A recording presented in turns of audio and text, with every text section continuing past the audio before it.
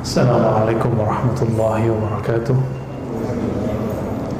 Alhamdulillah rabbil alamin, hamdal hamidin, hamdal mustaghfirin, hamdan yuafi ni'amahu wa yukafi'u mazidah. Asyhadu an la ilaha illallah, asyhadu anna Muhammadan abduhu wa rasuluh. Allahumma salli wa sallim wa barik ala sayyidina Muhammad wa ala alihi wa ashabihi wa li baitihi wa dhurriyyatihi ajma'in. Ba'd. Radina billahi rabba wa bil islam dina wa bi sayyidina Muhammadin nabiyya wa rasulah. Allahumma inna nas'aluka khaira hadzal yawm, khaira fihi wa ba'dah. Na'udzubika min syarri hadzal yawm, syarri ma fihi wa syarri ma ba'dah.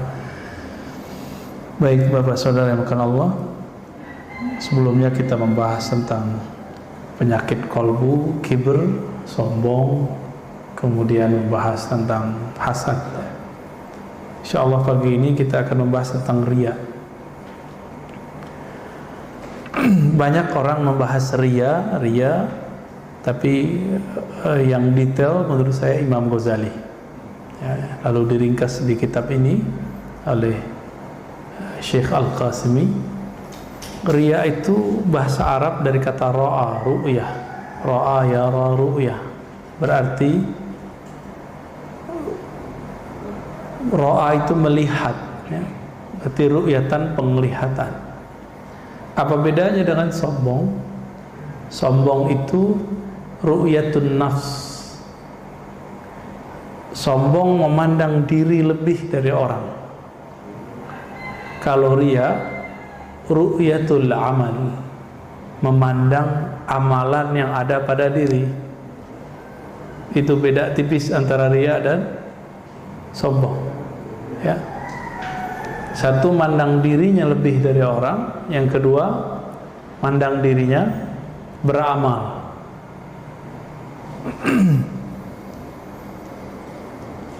Semua itu bermula dari keinginan mendapat pujian, takut dicaci maki, pengen dapat kecintaan orang, popularitas kah, ya. Khawatir dibenci orang. Penyakit riya ini sulit diketahui. Kenapa? Dia nggak kelihatan di penampilan. Penampilan sama. Dulu saya berguru ulumul Quran kepada seorang ulama dari Mesir, ya. Beliau ngajar juga di ma'had kita, Dr. Bashiri Abdul Mu'ti. Waktu itu saya semester akhir, kemudian menjadi musyrif namanya. Musyrif itu semacam asisten dosen lah. Jadi beliau ngantar beliau, jemput beliau. Saya tanya, ya Sidi, tudarris fi jam'iyah kaza wa kaza gitu. Anda ngajar di komunitas ini ya? Atau saya mengatakan kamu ngajar di kampus ini ya? Kampusnya nggak usah saya sebut ya. Wa ma indaka lihyah. Tapi Anda nggak punya jenggot. Padahal di kampus itu mesti punya jenggot tuh syekh doktornya. Itu di mobil. Langsung dia liatin saya, karena saya ada jenggot, Pak. Orang Arab Mesir gak ada jenggotnya. Apa kata beliau? Wa ma utilu lihyati illa lillah. Bocah, kira-kira gitu. Saya nggak manjangin jenggot kecuali karena Allah. Bukan karena saya ngajar di komunitas apa, di kampus mana. Wah, itu betul-betul menampar, ya. Karena saya berjenggot itu dulu supaya disebut ustadz yang jago sunnah, ustadz yang bermanhaj sunnah. Langsung rontok, Pak. Rontok semua itu. Jadi kadang-kadang berkalam-kalam dengan ahli ikhlas itu betul-betul kalamnya mengobati. Walaupun pahit, Pak, digituin. Ya. Kan itu kalam yang betul-betul menyinggung saya, ya. Saya tersinggung. Tapi saya tersinggung itu senang. Kenapa? Penyakit saya diobati. Karena dulu kita melihara jenggot supaya disebut ustadz sunnah. Ustadz ngajar sunnah maksudnya, bukan sunnah-sunnah yang di luar itu, bukan. Karena saya bang ngajar hadis kan. Ada lagi kawan kita, saya tanya, limadha yani afauta lihyatak? Kok kamu biarin jenggotmu? Jawaban dia apa?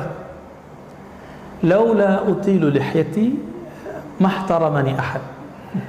Kalau saya tidak memanjangkan jenggot, orang nggak hormat kepada saya.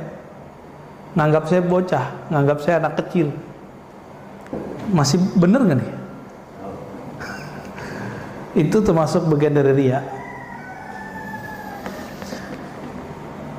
Makanya beginian, ini namanya rida, supaya diketahui, wah ustadz nih orang alim nih, sama pak, ya. Tapi bapak ini ingin terlihat kaya, boleh nggak? Pakai baju bagus, pakai mobil bagus, boleh nggak? Maka riya dibagi dua. Riya fil umur ad-dunyawiyah, riya dalam persoalan duniawi, lalu riya dalam persoalan ad-dini atau al-ukhrawi, persoalan agama. Yang haram secara mutlak itu riya dalam persoalan agama. Illa, kecuali saya berniat, saya seorang guru, kadang pakai serban, kadang pakai kopiah, kadang pakai gamis, kadang pakai sarung, supaya murid santri tidak salah faham bahwa nggak mesti lo tiap hari pakai sarung, nggak mesti lo tiap hari pakai begini, gitu, supaya ditiru sama orang. Megang tasbih, supaya apa? Bukan supaya disebut ahli zikir, supaya kita terkait dengan zikir. Maka alat tasbih itu oleh ulama salafus saleh, Imam Al-Hasan Al-Basri, disebut dengan qaidun. Kait, sesuatu yang mengaitkan hati dengan Allah. Simbolnya tasbih. Tapi sekarang manhaj suuzon banyak, atau manhaj suuzon, aliran buruk sangka. Kita pegang tasbih dikira niru Yahudi. Mana ada Yahudi pakai tasbih? Yang pakai tasbih orang Kristiani, yang pakai tasbih orang-orang Buddha, gede-gede bulutannya. Emang kita tasbih ke gede-gede gitu pak? Kan enggak juga. Itu aliran suuzon, ya.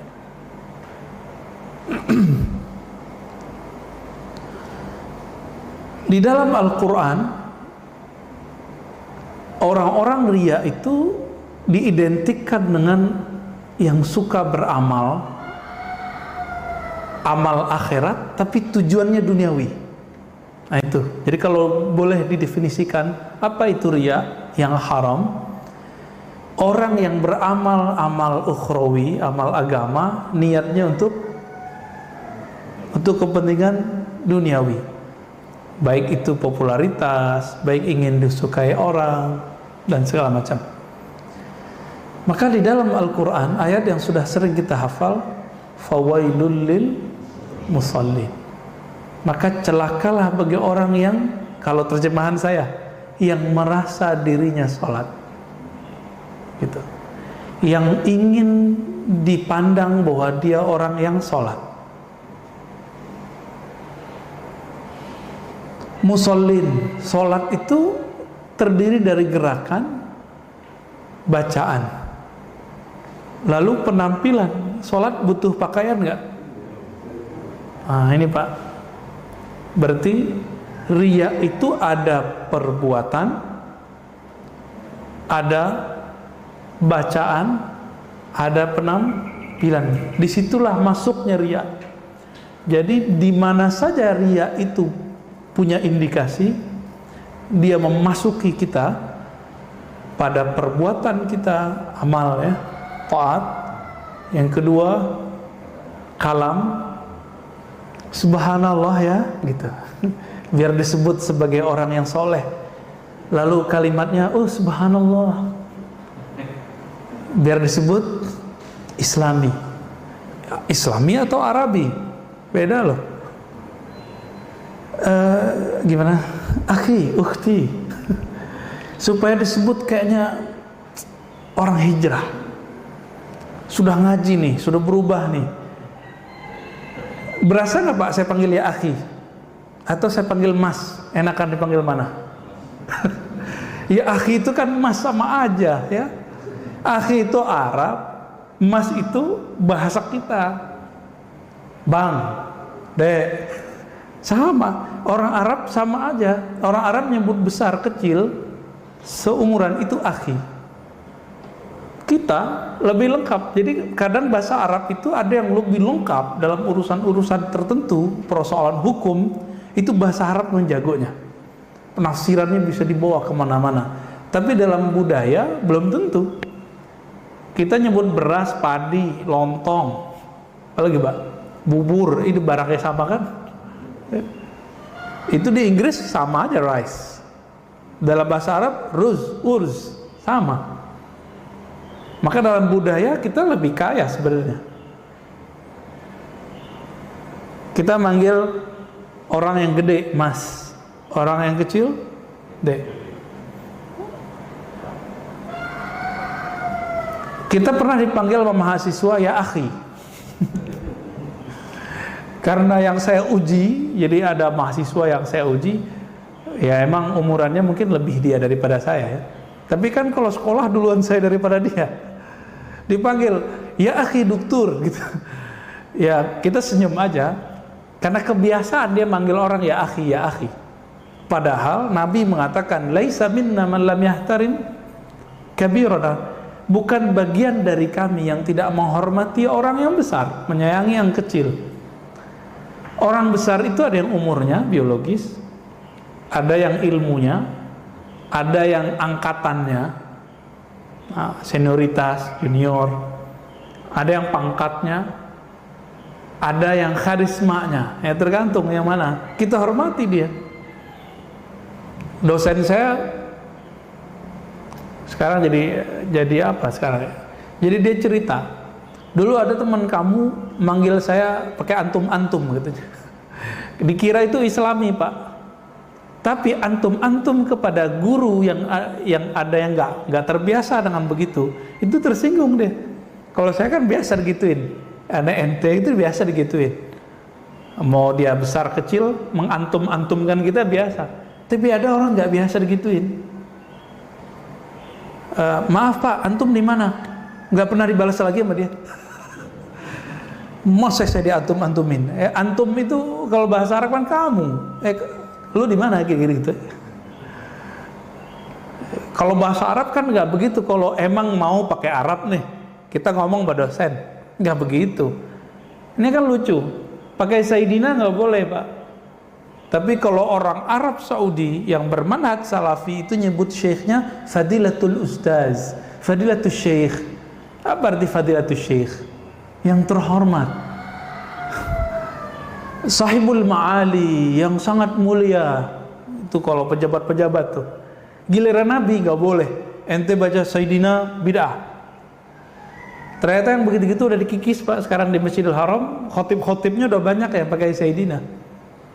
Di 2016 saya umroh, beda dengan 2014. Khotibnya pakai Sayyidina, Allahumma sholli ala Sayyidina Muhammad. Ya di sini masih ramai aja, ya kan? Kalau imamnya baca kunut, wassallallahu ala Sayyidina Muhammad, langsung dia males. Kenapa? Ada masalah apa sih dengan Sayyidina itu? Berarti dia nggak ngerti cara menghormati Rasulullah. Oh bukan gitu Ustaz, ente nggak paham sunnah. Nabi mengatakan qulu Allahumma sholli ala Muhammad, katakan Allahumma sholli ala Muhammad. Itu kan Nabi contohin. Kalau baca sholawat kepada saya, bacalah Allahumma sholli ala Muhammad. Enggak pakai Sayyidina di hadis. Tapi di hadis lain kan beliau ngomong. Jadi kadang-kadang Nabi ngomong itu membahasakan dirinya Muhammad. Muhammad itu sudah terpuji tanpa Sayyidina. Tapi kita punya adab. Apa kata beliau? Ana sayyidu waladi Adam yaumal qiyamah wala fakhar. Aku adalah sayyidnya manusia yaumal qiyamah, pada hari kiamat, la fakhar, Sekarang kita nggak tahu, nanti kita bakal lihat. Nabi Adam aja tersungkur, ya, ketemu Nabi Muhammad Sallallahu Alaihi Wasallam. Nabi Musa aja kaget ngeliat Nabi Muhammad. Maka beliau bilang, saya sayyidnya manusia. Manusia nggak sini? Kalau manusia ya biasa aja orang baca Sayyidina. Tapi kalau ada orang yang nggak baca Sayyidina juga nggak apa-apa sebenarnya. Tapi jangan salahkan yang baca Sayyidina. Ini ujian khotib, Pak. Jadi kalau pas sholawat nggak mau baca Sayyidina, kenapa? Ada 1-2 orang di antara jamaah itu menurut dia ini anti Sayyidina. Untuk menghormati 2 orang ini, ratusan orang yang sholat di situ merasa nggak nyaman telinganya. Cuma karena ngormatin 2 orang yang rese ini. Akhirnya ketika sholawat, Allahumma sholli ala Muhammad, dengan niat ingin menghargai 2 orang itu riya. Tapi dia begini, kadang saya mengamalkan Allahumma sholli ala tanpa Sayyidina, boleh. Kadang saya mengamalkan Allahumma sholli ala Sayyidina, itu nggak ada masalah. Tapi kalau karena si fulan, ini baru bid'ah. Bukan bid'ah lagi ya, haram malah.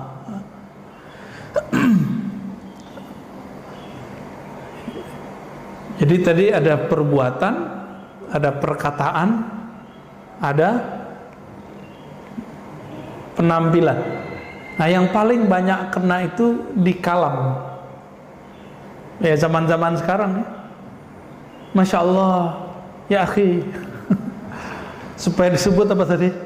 Islami. Itu bukan Islami, itu namanya apa? Arabi, kearab-araban. Beda kearab-araban dengan keislaman. Islam itu agama adab. Adab itu sesuai dengan tradisi kita. Kecuali orang udah ngerti bahasa Arab. Ya.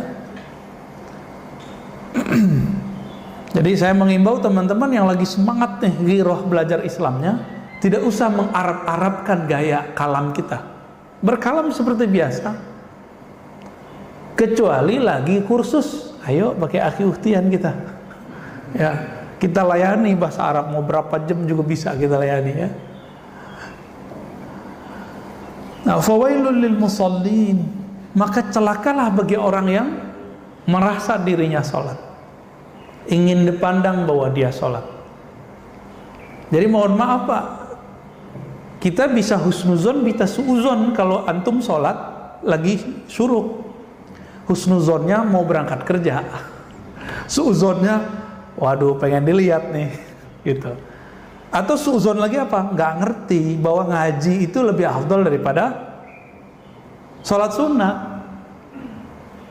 Tapi saya husnuzon Pak ya. Jadi kalau Bapak nanti pas syuruk mau sholat aja.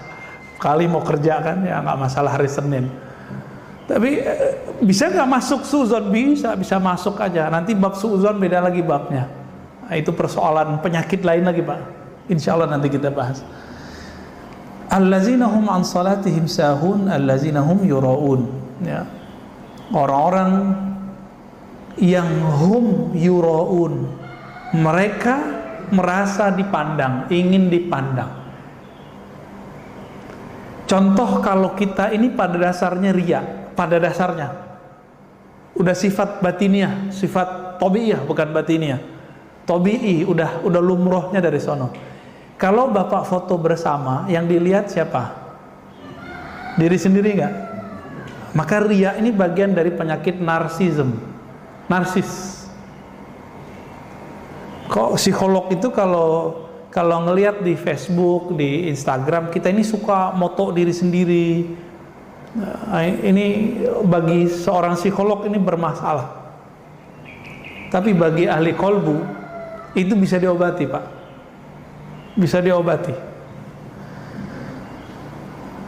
Dan salah satu sifat dari munafik adalah munafik.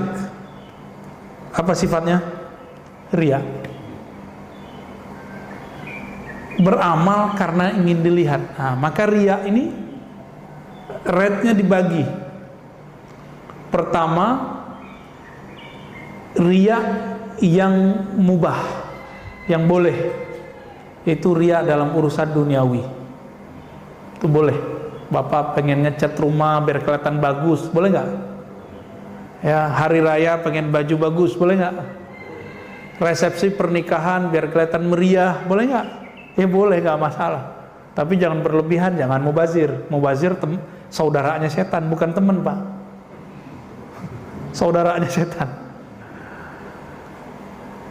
Ada riya yang haram aja, itu dalam persoalan agama. Dia berdosa aja, tapi nggak sampai kepada status munafik. Yang kayak tadi, ya, menggunakan simbol-simbol agama biar pengen disebut apa gitu. Tapi ada riya yang menumbuhkan sifat kemunafikan dalam diri. Ini yang kemudian diantisipasi dalam Al-Quran. Riya yang mana? Dia sebenarnya nggak rajin sholat. Kalau sholat tuh ngebut, tapi kalau di masjid itu bisa lama. Nah, riya begini nih gawat ini. Tapi bapak ini sholat di rumah sama sholat di sini sama. Ya udah, nggak usah dipikirkan. Mau orang lihat nggak orang lihat, nggak ada urusan. Jadi yang nomor 3, riya yang mana? Dia menzahirkan sesuatu yang bukan dirinya. Itu yang disebut munafik bermuka dua. Munafik itu kan bahasa Arab. Itu artinya binatang yang masuk ke satu lubang, tapi dia keluar lewat lubang yang lain. Jadi orang ini punya dua karakter. Kalau ketemu yang ini nanti karakternya apa, ketemu yang lain karakternya berubah. Ya. Kalau kita baca Quran agak keras sedikit atau berzikir subhanallah agak keras sedikit, ada bisikan nggak Pak di hati? Kencengin dong biar kedengeran sama orang gitu. Nah, Bapak sadar ya? Berarti kita bisa berdialog sama diri kita sendiri dan bisa berdebat. Kata-kata hati, kamu nggak usah perhatiin orang. Biarkan saja orang itu, benar nggak? Nah, ini yang masih lemah nih, kekuatan yang ngomong itu masih lemah. Yang masih kencang yang mana? Yang bilang, baca dong depan orang, ya. Biar kelihatan soleh. Tapi ingat juga, ada riya yang tampak, ada riya yang tidak tampak. Riya yang tidak tampak itu meninggalkan satu amalan yang soleh supaya disebut ikhlas. Nah, ini lebih bahaya Pak. Jadi ada riya dibalik keikhlasan. Contohnya nih, bapak ini udah gak mau pakai tasbih, bukan karena takut disebut ahli bid'ah, takut disebut riya. Nggak mau pakai tasbih karena takut disebut riya. Berarti pengen disebut apa? Pengen disebut ikhlas. Itu riya juga tuh. Ini riya yang paling bahaya. Itu yang tidak bisa dibersihkan pakai paradigma ngaji begini. Dia harus pakai zikir. Zikirnya harus lebih kencang. Zikirnya 2 aja, la ilaha illallah dengan ismul jalalah, Allah. Nah, la ilaha illallah banyakin Pak. Karena zikir Allah itu harus ditalkin. Kalau la ilaha illallah kau udah dapat dari kecil, zikir aja. Bedanya sekarang dikasih makna. Tidak ada yang memandangku kecuali Allah. Aku tidak beramal kecuali karena Allah. Itu maknanya la ilaha illallahnya. Itu cara ngobatin diri. Kenapa nggak sholat sunat? Malu ntar disebut orang riya lagi. Nah, itu masuk tuh.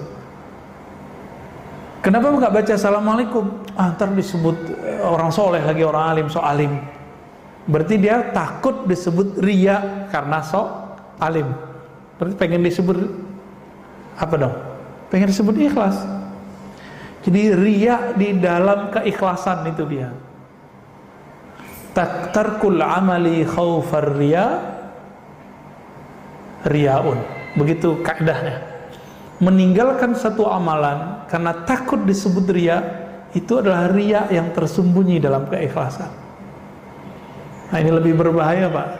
dan itu harus dibenerin, ya.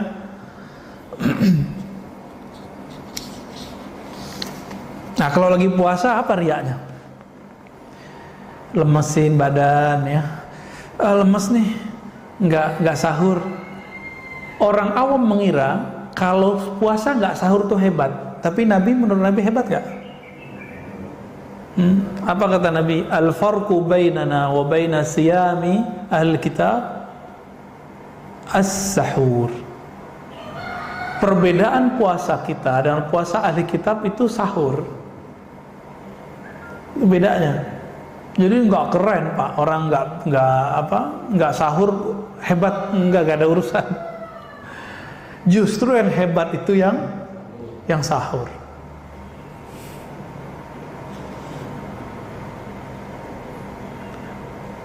Ada riaknya ahli agama, tokoh-tokoh agama, pengen dibantu orang. Gimana caranya?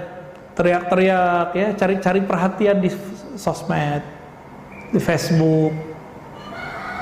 Pengen punya pesantren, foto tanah kosong, terus bilang, ya Allah, semoga diberi nanti kesempatan bikin pesantren. Posting. Pengen apa? Pengen nanti supaya ada orang kaya beli dia tanah, kan gitu.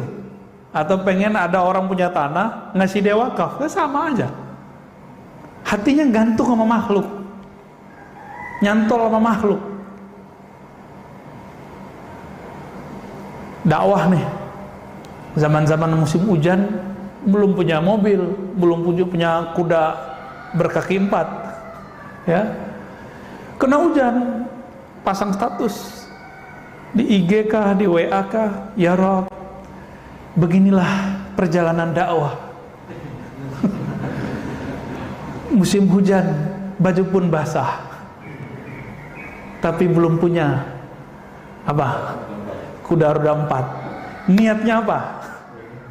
Pengen nanti ada orang agnia, orang-orang kaya beliin dia mobil. Nah, kan gawat ini. Kalau Allah sayang, nanti Allah kasih lain, Pak.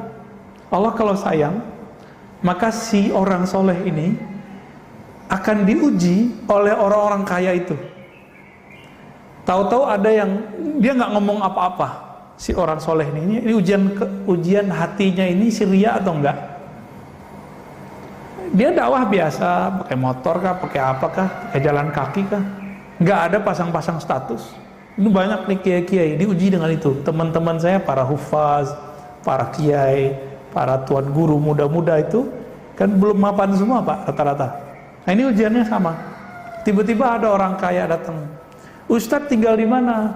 Oh saya ngontrak di situ. Oh, ntar bulan depan kalau ada ini saya beliin rumah. Wah ini kalam-kalam yang betul-betul ujian Pak. Oh Ustadz pakai motor ya, nanti saya beliin mobil. Nanti.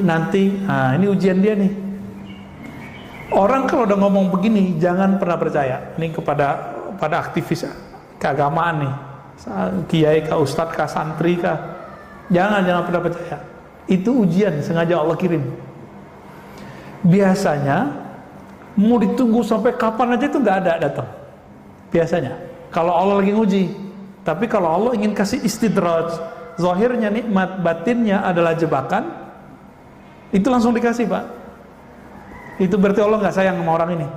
Tapi kalau Allah sayang sama orang ini, diselamatin hatinya. Ditunggu sekian bulan, bahkan setahun nggak ada tuh orang tuh datang. Ya dulu kiai saya juga cerita gitu. Bangun rumah dinas untuk para dosen, para ustadz, ya. Untuk Mahat Ali ini kan sebatas setara dengan kampus S1. Maka dibangunkanlah rumah dosen. Berkalamlah seorang agnia, orang kaya nih, konglomerat, bikin hati melarat. Apa kata dia? Tat, tenang Tat, ini rumah berapa duitnya? Zaman-zaman itu masih 250 juta.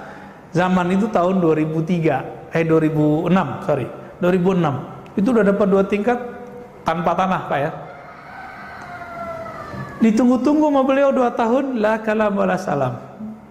Sesekali beliau sapa assalamualaikum, nggak bilang apa-apa, rumah udah jadi. Sama kontraktor udah utang.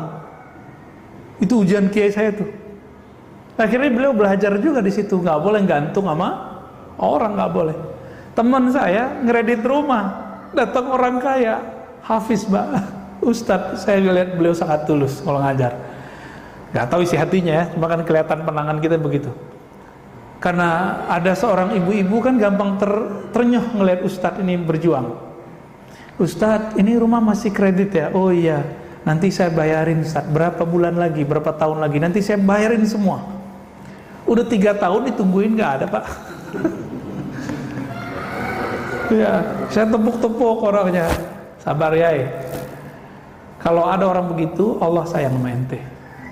Kalau Allah nggak sayang sama ente, ente dikasih. Nanti hatinya orang yang hafiz Quran, kiai ngajar sunnah, kiai punya pesantren, nggak lagi berta'alluq, bergantung kepada Allahus Samad, tapi bergantung kepada orang yang kaya konglomerat itu. Maka nanti kelihatan kalau orang kaya ngajak, dateng suara dibagus-bagusin, ngajinya diindah-indahkan, suaranya agak ke dalam dikit atau agak dikencengin dikit biar kelihatan performanya bagus. Enggak, itu bohong semua itu ya. Cari muka. Maka efek dari riya ini cari muka. Dan makhluk yang suka cari muka itu si guguk apa si monyet? Si monyet Pak. Ini kalau bapak ini batinnya kuat, itu kadang-kadang muka orang tuh berubah kayak monyet, kelihatan sama kita. Saya kadang-kadang berdoa supaya nggak ngelihat itu. Namanya kasyaf ya. Kadang-kadang berubah Pak mukanya dari satu sisi, kenapa berubah nih mukanya? Muka ini kiai ini udah nggak kayak manusia, udah kayak guguk, nyalak terus. Ada yang kayak monyet ya, cari perhatian terus. Ada yang kayak kucing gitu Pak, cari perhatian juga tuh kan, kucing sama tuh. Tapi makan tuh nggak pernah kenyang tuh si kucing, nggak pernah dia bersyukur. Kucing kan begitu. Jadi orang riya itu, masih ingat karakter sisi manusia ada 4 ya. Sisi hewan ternak masih ingat, hewan buas, apalagi sisi setan, sisi malaikat. Sebenarnya ditambahin sisi ruh 5. Ada sisi rohani. Rohani ini semuanya baik. Kalau malaikat ini ada yang semuanya baik tapi ada yang nggak cocok sama kita. Kalau setan semuanya buruk walaupun zahirnya baik. Kalau hewan buas itu ada baik ada buruknya. Marah itu ada saatnya nggak baik, ada saatnya buruk. Apalagi sisi hewani. Nah, hewan yang mana nih? Biasanya hewan-hewan yang ternak ini. Jadi orang riya ini turun pangkat dia. Kalau nggak buas, kalau nggak ya ceramah nih. Ini sekarang kan lagi rame. Ini mohon maaf saya secara fikih agak sedikit berbeda pemahaman dengan beberapa pergerakan. Ya mohon maaf. Ini bukan karena kita kenapa-kenapa. Ini bukan persoalan liberal gak liberal. Ini masalah paradigma memahami fikih. Ada orang berceramah bulan puasa, ayo kita tutup rumah makan. Ini kemungkaran. Adil nggak Pak? Tutup rumah makan, tapi Indomaret dibuka. Adil nggak? Lebih ngiler ngelihat air dingin di kulkas atau ngelihat rumah makan warteg-warteg. Dan di dunia ini, di Jakarta aja yang mayoritas Islam, itu ada nggak orang yang nggak puasa? Anak kecil kah? Perempuan haid kah? Orang sakit? Musafir? Orang kafir? Non-muslim?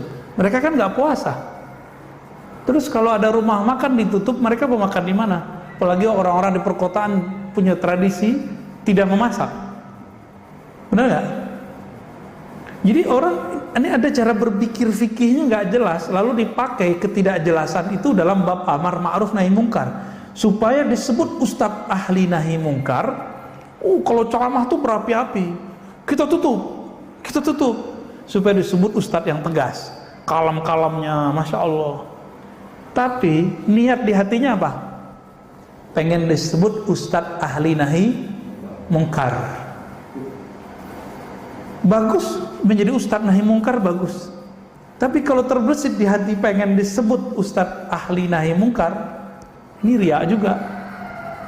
Tegas galak biar disebut ustadz tegas, ya sama aja. Dan ini wasiat untuk diri saya sendiri dan untuk para dai. Sekarang ada satu penyakit yang dijadikan sebagai sebuah pakaian atau karakter bagi para pendakwah. Padahal itu bukan miliknya dai, tapi itu miliknya artis. Apa itu? Branding. Branding diri. Branding itu ilmu apa, Pak?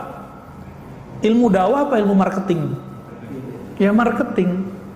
Emang orang dakwah jualan? Jadi sekarang orang nge-branding dirinya, Ustadz cinta lah, kan dulu ada muncul ya. Ustadz apa lagi?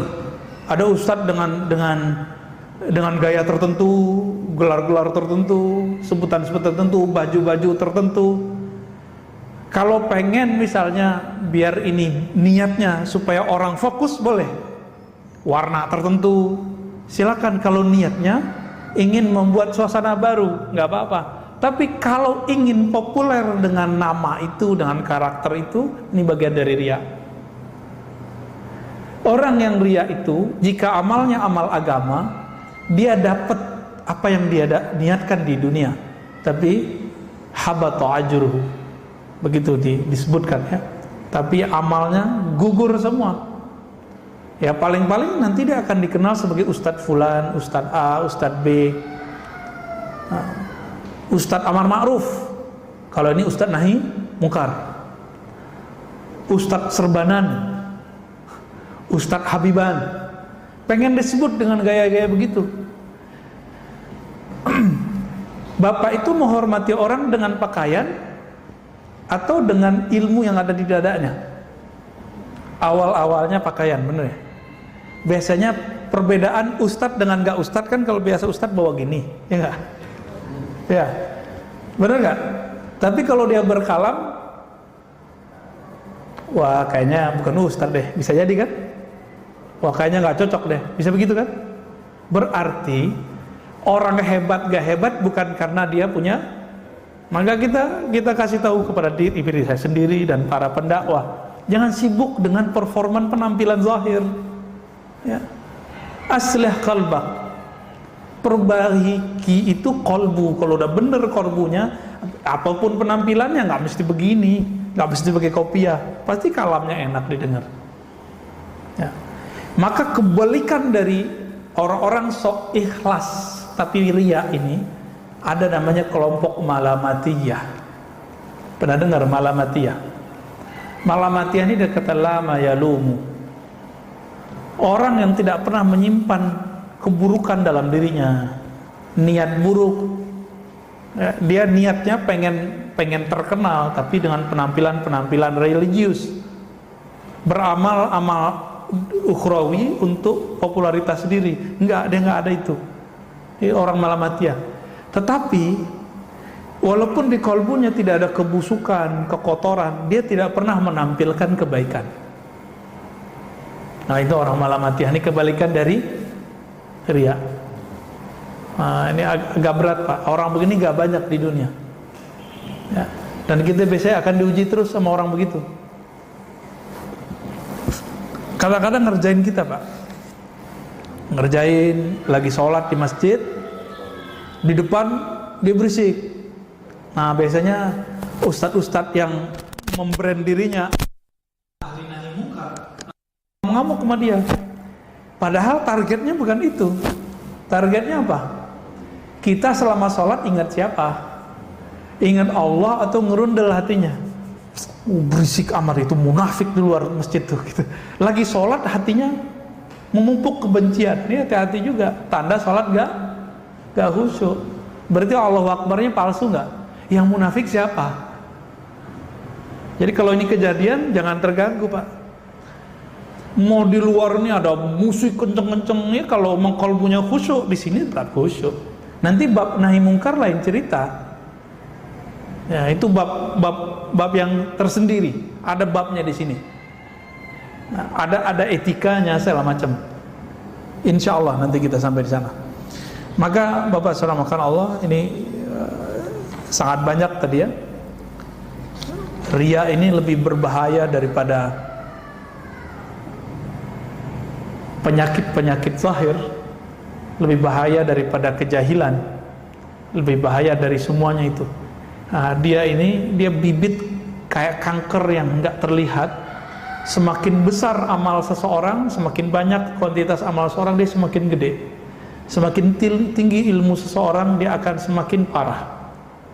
Maka ini harus dibersihkan benar-benar. Dan Nabi menyebutnya dengan asyirkul khafi, syirik yang tersembunyi. Orang-orang beginilah yang disebut dalam hadis Nabi sebagai hadis penutup, bahwa Nabi SAW mengatakan nanti akan ada 3 golongan. Pertama ulama, yang kedua mujahid, ya. Yang ketiga orang yang bersedekah. Semuanya mengatakan kami beramal karena Allah, tapi Allah mengatakan kazabta, kamu bohong, ya. Yang berjihad ingin disebut orang yang berjihad. Ini gerakan-gerakan tahun-tahun sebelumnya kan bagus-bagus, ya. 2016 berapa tuh, ya, ngumpul 212. Terus teman kita posting, saya malu 10 tahun nanti jika tidak ikut aksi bela Quran, nanti anak cucu saya akan mempertanyakan, kemana Abi 10 tahun yang lalu, Quran dihina, Abi tidak. Maka dia mengatakan, saya karena malu nanti akan ditanyakan generasi berikut, saya ikut. Itu brainwash, Pak. Brainwash lewat sosmed. Dia mau bela Quran bener gak? Tapi niatnya bener gak? Nggak benar. Itu gerakan paling rapi, nggak ada sampah, Pak, rumput nggak diinjek, difoto sama teman kita, diposting. Inilah Islam itu indah dan bersih, supaya orang non muslim melihat bahwa Islam itu indah dan bersih. Loh, kita bersih dan indah bukan mau dilihat orang non muslim. Jadi dia masuk ke dalam bab-bab seperti ini. Bahaya nggak? Ini bahayanya. Posting dulu, ini kan viral dulu ya. Posting simbol tauhid. Ini bertauhid itu, beriman itu harus butuh perjuangan. Untuk apa berjuang aja, nggak usah posting, ya. Mau berjuang mau apa nggak usah diposting. Kecuali antum fundraising lembaga zakat atau pengurus masjid lagi fundraising. Perlu kita foto, kita ngasih apa, tapi jangan norak juga ya. Jangan norak. Di salah satu lembaga zakat itu ada namanya Pak Parni Hadi. Itu marah, Pak, kalau ada orang mau fundraising terus eksploitasi orang susah. Di foto tuh orang-orang patah kaki, orang sakit, orang cancer, difoto terus kita ngasih duit. Itu penghinaan namanya. Merendahkan dia. Kita mau mengambil duit orang-orang kaya, mengetuk hati orang kaya dengan mengeksploitasi yang menjadi aib orang ini. Fakir itu bagi orang aib nggak? Miskin, itu aib bagi mereka. Maka banyak orang-orang miskin sok kaya itu banyak, supaya nggak ketahuan miskinnya. Orang sakit itu malu ketahuan sakitnya, kecuali dia mau cari perhatian biar dapat duit. Itulah cerita ya. Maka Bapak salamkan Allah, karena ini penyakit yang tidak terlihat, kita yang tahu bahwa kita punya penyakit ini atau tidak. Maka orang yang merasa dirinya tidak ria, saya curiga dia ada keriaan dalam dirinya. Maka tuduhlah kita setiap hari di dalam diri kita ada ria. Maka istighfarnya sudah naik pangkat, tidak hanya lagi dari dosa yang zahir, tapi istighfar berikut adalah istighfar dari dosa batin, dosa yang gak tampak. Jadi setiap hari Bapak saudara makan Allah, coba biasakan 3 kali baca pagi sore, astaghfirullah, ya Allah ampunkan dosa riya di hatiku, ya Allah ampunkan dosa sombong di hatiku, ya Allah ampuni dosa semua penyakit hatiku. 3 kali, Pak, minimal pagi sore, pagi sore. Lebih afdol jika dibaca sebelum tidur. Lebih afdol lagi kalau ditambah ketika kita tahajud malam hari. Itu cepat sekali bersihnya. Jadi harus diistighfarkan. Itulah pembersihnya. Lalu kalau sudah diistighfarkan, dia harus diharumkan. Apa pengharumnya? Zikir kolbu. Maka dimanapun kita berguru, kalau ada ahli zikir kolbu, ambil zikirnya, pelajari. Zikir kolbu itu mata dipejam, lidah dikunci, mulut ditutup. Lalu yang berkalam cuma kolbu yang tadi punya penyakit ria, dilatih supaya dia menyebut nama Allah, tidak merasa dipandang oleh makhluk, tapi yang mandang adalah Khalik. Jadi riya yang boleh itu riya kepada Allah, tapi nggak ada istilah begitu. Namanya ihsan, menyebut nama Allah dan meyakini Allah mendengar kita menyebut namanya. Allah melihat bahwa kita membaca namanya. Nah, ini baru namanya ihsan. Baik, kira-kira itu Pak. Gimana? Ada yang mau ditanyakan? Ini nggak pada kerja nih. Udah pas jam 6. Jam saya. Oh, jam saya telat ya. Gimana? Kalau belum ada pertanyaan, saya bertanya. Jadi riya lebih diartikan sebagai ingin dikatakan kenyataannya A, ingin dikatakan B di orang lain, atau membanggakan diri sendiri. Memandang diri kita beramal gitu, berjasa, beramal. Rumusnya satu aja bedanya. Kalau sombong merasa diri lebih, kalau riya merasa punya amal, merasa beramal, merasa berjasa, merasa berilmu, pengen kelihatan ilmunya gimana, ngomongnya agak diistilah-istilahkan dikit, karena baru pulang dari barat, ngomongnya Inggris-Inggrisan dikit. Kalau dari Perancis nggak fuang-se dikit. Kalau dari Arab, istilahnya Arab-Arab dikit, biar kelihatan menyeramkan. Ya. Kalau itu muncul, dan itu muncul Pak, ya. Syukurnya waktu dulu kita kuliah, diskusi itu kan hidup. Jadi kita langsung tahu ini lagi belagu nih saya nih. Memang niat nakut-nakutin lawan debat. Caranya kasih istilah yang unik-unik. Merekonstruksi sesuatu paradigma berpikir. Kayaknya keren ya. Rekonstruksi paradigma. Kan bisa aja kalau ingin merubah cara berpikirnya bisa aja. Tapi biar disebut keren Pak, biar kelihatan kayak dokter beneran ya. Nah itu muncul. Jadi pengen dilihat kita ini punya warna, punya jasa, punya sesuatu yang sebenarnya di dalam diri kita nggak connect gitu ya. Tapi tadi kembali, beramal dengan amal ukhrawi untuk niat duniawi, itu yang paling parah ya. Gimana? Ya. Riya dan ujub. Oh ya, kita belum nyampe ke ujub ya. Ujub itu sebenarnya bukan ujub pasangannya, saya lupa. Judulnya riya dan sum'ah. Ya. Kalau ujub itu adik kakaknya kibir, sombong. Jadi judulnya salah kirim dan afwan. Jadi ar-riya wa sum'ah. Sum'ah ini pamer. Pamer itu sebabnya karena awalnya riya. Sum'ah di zaman sekarang lebih parah daripada zaman dahulu. Sum'ah zaman sekarang ada fasilitasnya, sosmed. Maka sosmed ini bisa menjadi lahan dakwah, lahan kita silaturahmi, bisa jadi lahan riya, menampilkan kalau kita beramal, atau sum'ah, pamer. Hati-hati nih. Maka sebelum posting Pak, baca ta'awuz dulu ya. Auzubillahi minasyaitonir. Ya, saya kalau mau posting apa itu, saya minta ampun dulu kepada Allah kalau nilai saya salah. Ya. Kalau salah nanti kan biar Allah sendiri yang akan ini. Itu jidat Bapak, hati-hati itu Pak. Kita candain, gak marah dia. Ada dulu yang saya bilangin gitu, langsung berdiri Pak dia. Hati-hati loh Pak, jidat hitam gitu. Langsung berdiri, berarti gak mau dibilangin.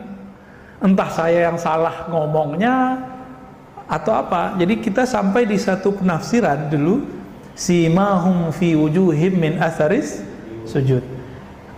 Tampak ciri-ciri pada wajah mereka yaitu atharis sujud. Asar itu artinya bekas atau efek dari sujud. ada efek yang zahir, hitam jidat kita, itu biasa. Tapi efek sujud yang paling tinggi apa? Orang sujud itu kepalanya di mana? Di bawah. Maka efek sujud yang hakiki ketika saya nggak pernah meninggikan isi kepala saya.